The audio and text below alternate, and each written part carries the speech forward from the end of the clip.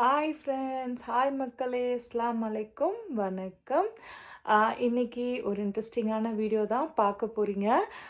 Ramadan time நடந்துட்டுருக்கிறதுனால Ramadan இஃப்தாருக்கு இன்றைக்கி ஒரு special dish பண்ணியிருக்கேன்.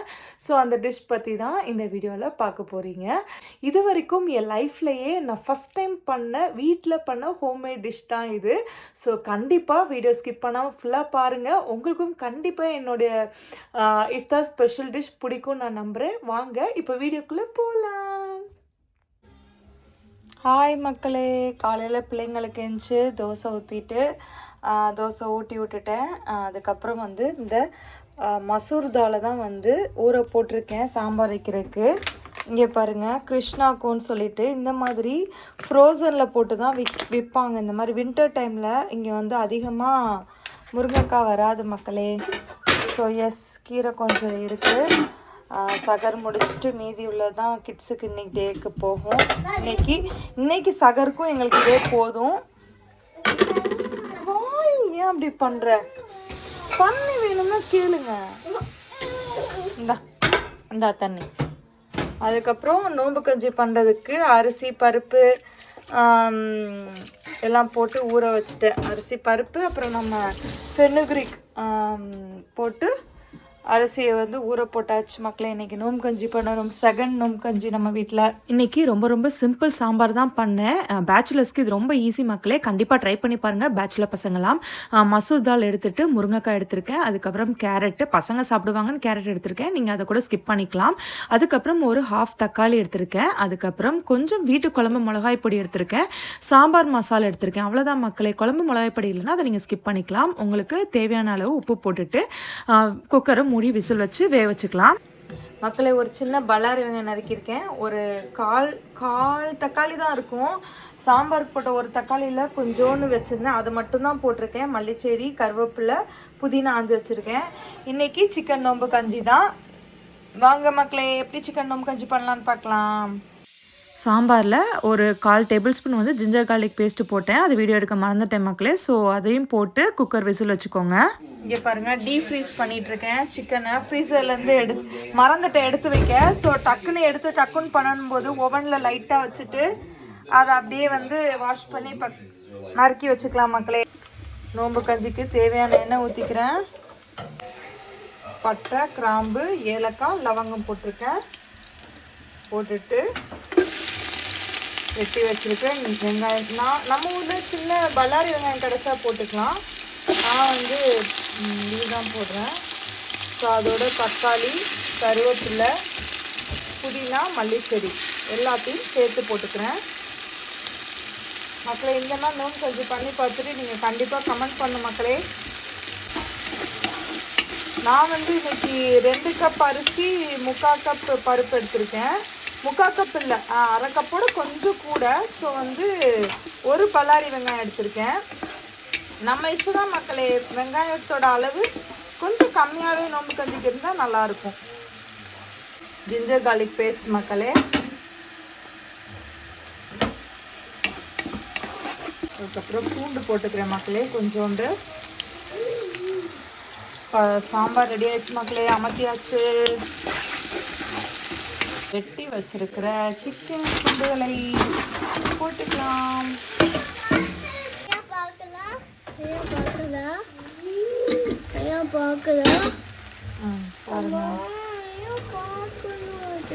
நோம்பு கஞ்சி பண்றம்மா, என்ன பார்க்கணும் பாருங்க. அது தெரியாது. சட்டி பெருசு. தம்பி கூட்டு போங்க நீங்கள் அங்கிட்டு. பச்சை மிளகா 3 போட்டுக்கிறேன் மக்களே. அரிசியை போட்டுக்கலாம் மக்களே.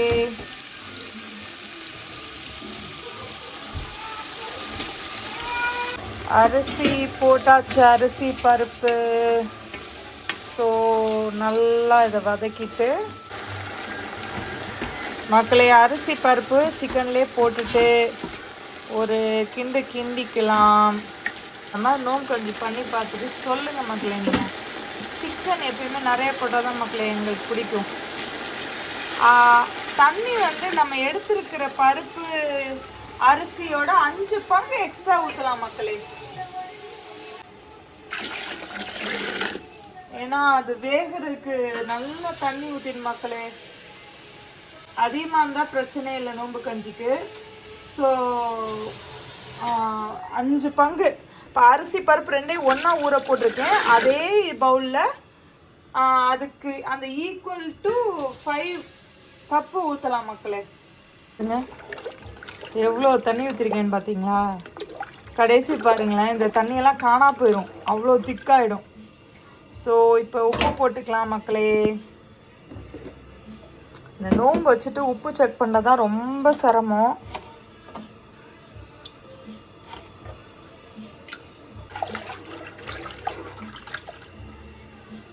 ஓகே மக்களே, நல்லா தண்ணி ஊற்றிட்டோம் இல்லையா? ஸோ நம்ம கவலைப்படாமல் கொஞ்ச நேரம் அந்த தண்ணி வத்துற வரைக்கும் அடுப்பு வந்து கொஞ்சம் கூட்டியே வச்சுக்கலாம். ஃபுல்லாக வச்சுட்டு மூடி போட்டுட்டு வேக வைப்போம் மக்களே. நம்ம பருப்பு ரெடி.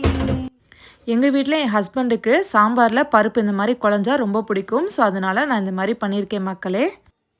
உளுந்து, சீரகம், கருவேப்பிலை, வெங்காயம் மக்களே. சூப்பராக தாளித்து ஊற்றிட்டேன் மக்களே. பாருங்கள், சாம்பார் கொஞ்சம் முருங்கைக்காய் நல்லா வெந்து உடஞ்சிருச்சு. பட் இட்ஸ் ஓகே, போதும், ஃபினிஷ். நோம்பு கஞ்சிக்கு டைம் ஆகும். ஸோ அது சாம வேகட்டும். ஓகே, பாருங்க எப்படி மேலே வரைக்கும் பொங்கி வருதுன்னு. அடிக்கடி எடுத்து கிளறணும் மக்களே. நான் வீடியோவில் அடிக்கடி காமிக்கிறது இல்லை, பட் அடிக்கடி எடுத்து ஓப்பன் பண்ணி கிளறி மூடிக்கணும். தண்ணி இப்போதைக்கு நிறையா இருக்குது. கொஞ்சம் தண்ணி வத்த ஆரம்பிச்சதுக்கப்புறம் கொஞ்சம் சிம்மில் போட்டுட்டு அடிக்கடி கிளறணும் மக்களே. பாருங்கள் மக்களே, எவ்வளோ தண்ணி ஊற்றுனேன், பட் எவ்வளோ திக்காயிடுச்சு பார்த்தீங்களா? ஸோ நோம்பு கஞ்சி அப்படி தான், நிறைய தண்ணியோட அளவு 1க்கு 5 பங்கு ஊற்றணும். ரொம்ப கிளறி விட்டுக்கணும் மக்களே. இந்த பசங்களுக்காண்டி ஜில்லுன்னு இருக்குன்னு கொஞ்ச நேரம் அடுப்பு பக்கத்தில் வச்சுருக்கேன் மக்களே.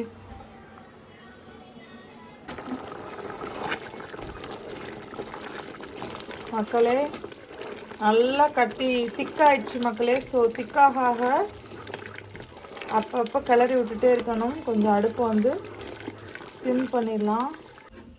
பாருங்கள் மக்களே, நோம்பு கஞ்சி சூப்பராக ரெடி ஆயிடுச்சு. அவ்வளோதான் மக்களே, நோம்பு கஞ்சி. எவ்வளோ தண்ணி ஊற்றுனோம் பார்த்தீங்களா, எப்படி இறுகிருச்சுன்னு. ஸோ கண்டிப்பாக நீங்கள் இந்த மாதிரி ட்ரை பண்ணி பார்த்துட்டு சொல்லுங்கள், ஓகேவா? கமெண்ட்டில் கமெண்ட் பண்ணுங்கள் மக்களே. பீஸா இன்னைக்கு பண்ணுறதுக்கு சிக்கன் வச்சுருக்கேன் மக்களே. பீஸா பண்ணுறதுக்கு வெங்காயம், கேப்சிகம் நறுக்கி வச்சுருக்கேன் மக்களே. இது ரோல் பண்ணுறதுக்கு முட்டைக்கோஸ், கேரட், கேப்சிகம் நறுக்கி வச்சுருக்கேன் மக்களே. இது சமோசா ஃப்ரோசனு.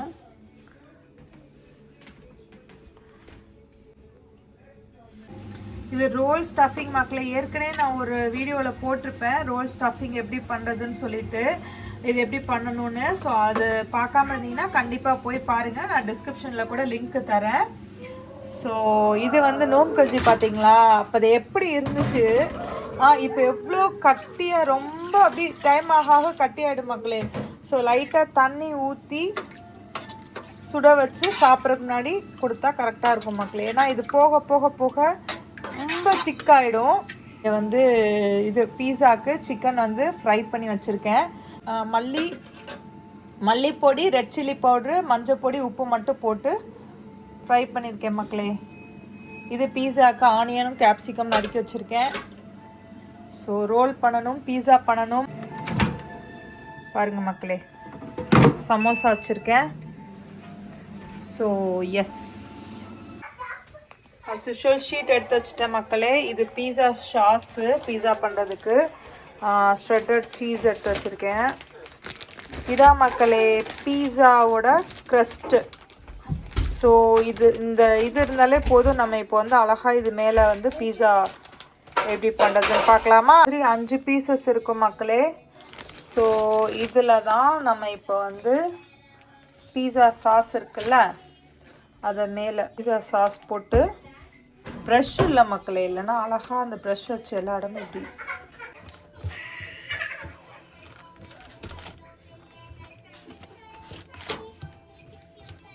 சூப்பராக ஆயிடுச்சா? இப்போது இதில் நம்ம சீஸ் போட்டுக்கணும். இப்போது ஆனியன், அதுக்கப்புறம் கேப்சிகம், நம்ம பண்ணி வச்சுருக்க சிக்கன்,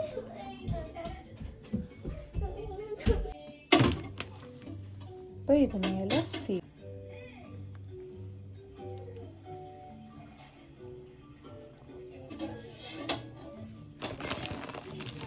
ஓகே மக்களே, வேணுன்னா மேலே லைட்டாக பீஸா சாஸ் போட்டுக்கிறேன். அவ்வளோதான் மக்களே, இதை தூக்கி நம்ம அப்படியே ஏர் ஃப்ரையில் வச்சிடலாம். அவ்வளோதான் மக்களே, ஏர் ஃப்ரையில் வச்சாச்சு பீஸாவை. மேலே வந்து பீஸா சாஸு கொஞ்சம் லைட்டாக வந்து மேனிஸ் போட்டேன். இங்கே உள்ள மேனிஸ் வந்து கொஞ்சம் லைட்டாக புளிப்பு கலந்ததாக இருக்கும். ஸோ இந்தியாவிலலாம் அது மேனிஸ் வந்து போட்டால் அதில் நல்லா இருக்குமான்னு எனக்கு தெரியல. ஸோ பீஸா சாஸே எனஃபாக இருக்கும் மக்களே. பார்த்தீங்களா ஃப்ரெண்ட்ஸ், இன்றைக்கி இஃப்தாருக்கு நான் ஸ்பெஷல் பீஸா தான் பண்ணியிருந்தேன். செம்ம டேஸ்ட்டு மக்களே. அடிதடியாக எங்கள் வீட்டில் வந்து 3 ஒன்று ஃபஸ்ட்டு பண்ணி எடுத்து வச்சிட்டேன். அதுக்கப்புறம் 2 வந்து திரும்ப எடுத்து வச்சுருக்காங்க, பார்த்தீங்க இல்லையா? ஸோ அதையும் வந்து நல்லா ஏர் ஃப்ரையரில் தான் பண்ணேன். ரொம்ப ரொம்ப சூப்பராக வந்துருந்துச்சு மக்களே.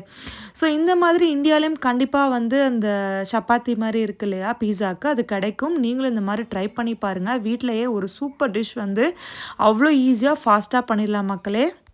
ஏர் ஃப்ரையர் இல்லைனா ஓவன்லேயும் பண்ணலாம், ஓவனும் இல்லைனா குக்கர்லேயே பண்ணலாம் மக்களே, சூப்பராக.